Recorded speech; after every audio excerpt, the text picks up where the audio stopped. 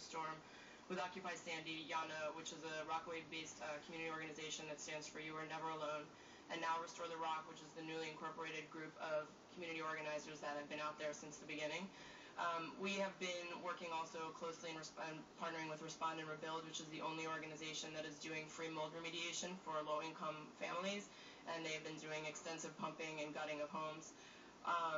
Our operations began right after the storm on Tuesday night at YANA at the storefront there. We began with distributing food, water, all of the necessary supplies, and partnered with Greenpeace, who powered us through solar power through their truck called Rolling Sunlight, which helped us also be able to plug in phones and tablets and actually be in communication, which was obviously, as we all know, in very short supply at the time.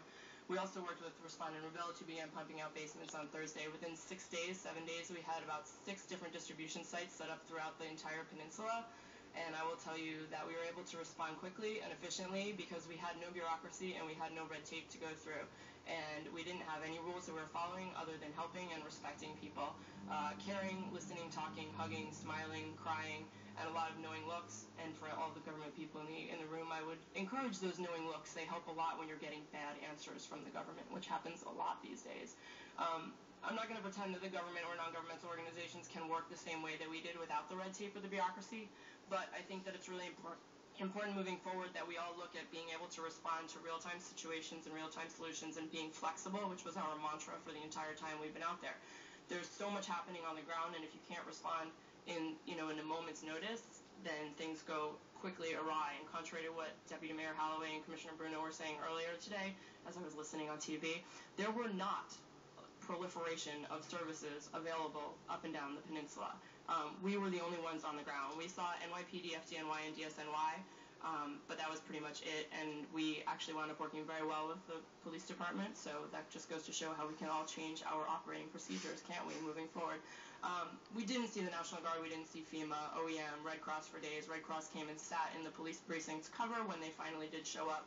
They got about $188 million, as I understand it, and they were giving out flashlights without batteries, or they were giving out glow sticks. And I would just like to say that in contrast, we've been working on in-kind donations, good spirit, and a lot of good energy, and we give out batteries with our flashlights.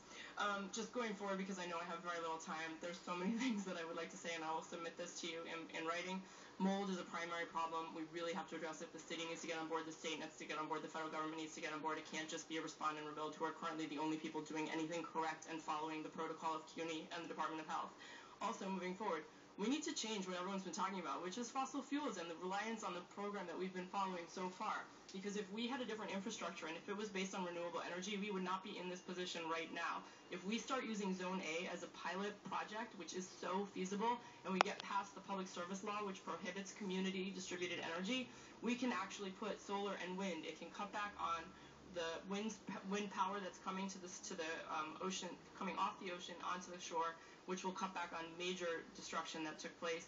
We can just even make an exception, a short-term exception would be fantastic. We have so much available resources right now. Everybody is looking to get involved in this in the Rockaways, and we need to rebuild everything anyway. So if we could rebuild it sustainably and not be relying on systems that are going to shut us down again, like unburied wires and reliance on fossil fuel and fuel-based generators, if we were on solar power, we wouldn't have lost the power the way we had, and if we had, and we were building up the community in the proper way, everyone could have been trained in green jobs and this development. We could be back at work, we could be back on power, and we could be repowering our community in a way that's going to benefit everyone, including the entire city and state of New York.